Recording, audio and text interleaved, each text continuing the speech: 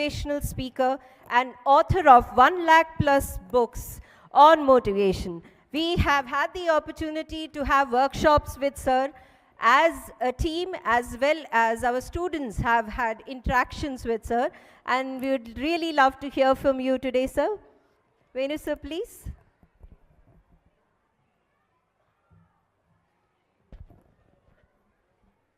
So very good evening to all the parents and to the leadership team, Sri Raj Garki, PVK Raj Garki, Revati Madam, Yamini Madam. So I got an opportunity to work with this management team and leadership team for about almost 7 years. So it was a wonderful journey. My two sons studied. My youngest son is still studying in this school. So I tried about 8 schools for my eldest son. And every 2 years I had to change. It's not because of the school, because my child is not getting anything out of that school. So when he is not getting something positive, but instead of getting education from teachers, is getting guidance from peer group. That is called parenting. Instead of parenting, nowadays parenting is more. So then the management is not able to counsel or really mold my son beyond that extent.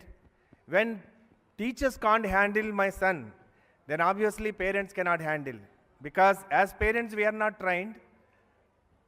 We did not spend so much of time with the children. So a teacher average spends 25,000 hours with a child in his entire journey. So if they are not emotionally fit, so intellectually fit to handle my son, obviously I cannot. So I keep on changing the schools until I found Sanskriti school. So thank you very much. And when I joined my elder son, it was hardly about 180 students. So I have the direct access to the Prime Minister, Revati Madam.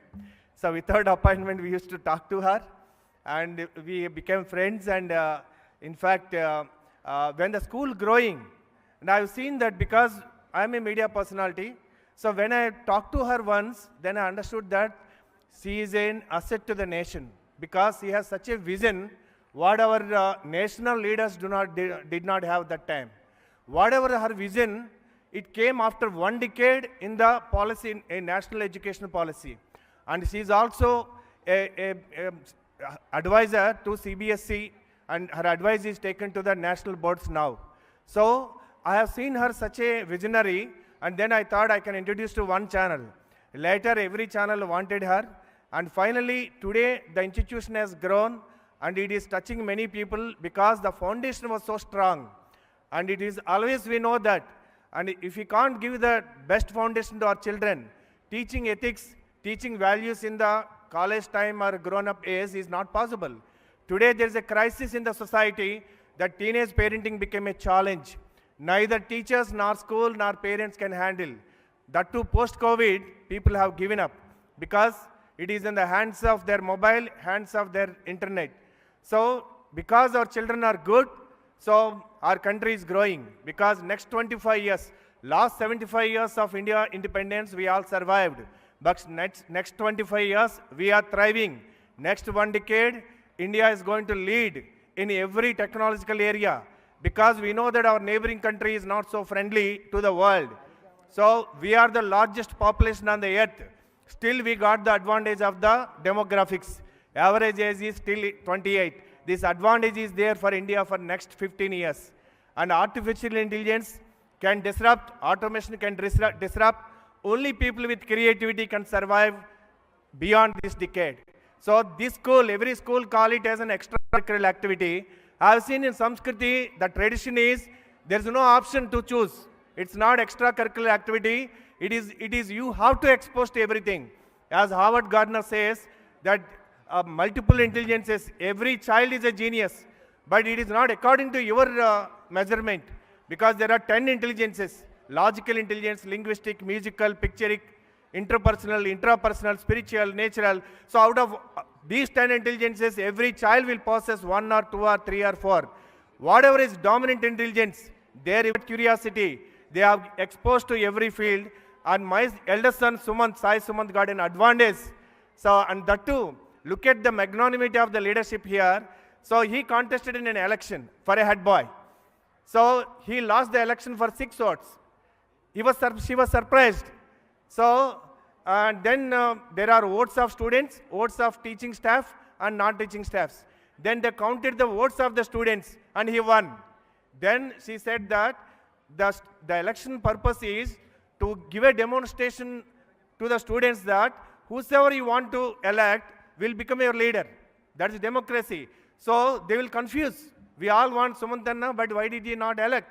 So create a new post called president and make him a president for next 2 years. That perhaps set him a high self-esteem and a leadership example. So there is no loser here. So unfortunately, all parents used to think, at least not in our school, that everybody wants their child in class first. But class first only one will get. But everybody has the possibility of getting first class. The school tradition is that every child is genius, every child matters, each child matters, and they have the vision of enabling the unique potential, helping every child discover their voice so that they can sing their song and they can live an ikigai life. So everybody can be first be happy, because according to United Nations, our happiness index is 136 out of 146. But if they do survey in Sanskriti school, probably we will come first. Thank you so much for teaching my children and also giving me opportunity. And also my younger son, international school did not give admission. The so-called world of schools did not give admission. But when I joined in one school called Nature School in Jubilee Hills, Ravati madam insisted, why didn't you put Hurday here? Hurday is a cochlear implant, a special child, a gifted child. And she was always mentoring, and he understands his language, he understands her language. Once he was surprised that what is the beauty of his written English, he still remembers that. So encouragement is something, the part of this school's culture, and I am ever indebted to this school for making my children who they are today. Thank you so much to all the leadership and management. Thank you, my dear parents. Thank you so much, sir. Your words actually give us a lot of goosebumps right now. And it's actually testimony to the fact that